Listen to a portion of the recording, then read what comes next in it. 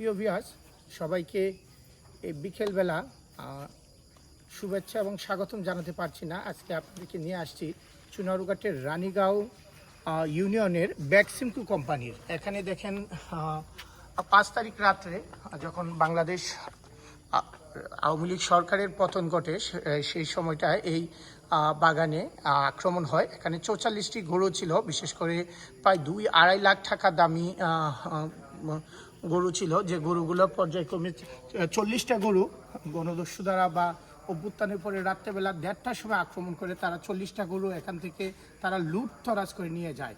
এবং ঠিক পাশে আমার পাশেই আরেকটি ঘর আপনারা দেখতে পাচ্ছেন। এই ঘর থেকে প্রায় 83টি গারল, যেটা আমরা অনেকে বেড়া বলি, নিয়ে যায়। এবং 83টি বেড়ার মধ্যে পরবর্তীতে আমরা 4টি গরু এখানে পাওয়া গেছে বাগানে, তারা ছুটে চলে গেছিলো। এবং একটি বাছুর পরবর্তীতে তারা নিয়ে আসছে। আমরা আপনাদেরকে এই বাছুর এবং 83টি এই যে গারল নিয়ে গেছে এবং 2টি গারল এখানে আছে, আমরা দেখানোর চেষ্টা করছি।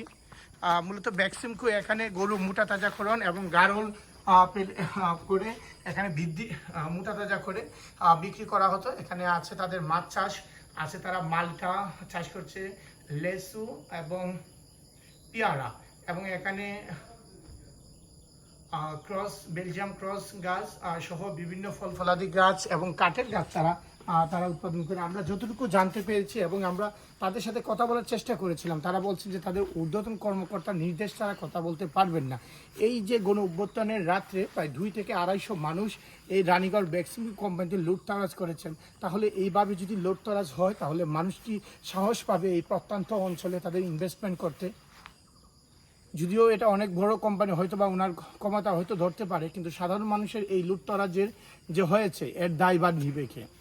স্বাধীনতা মানে তো কারো গরুতে হাত দেওয়া না, স্বাধীনতা মানে তো কারো খামারে গারল চুরি করে নিয়ে যাওয়া না।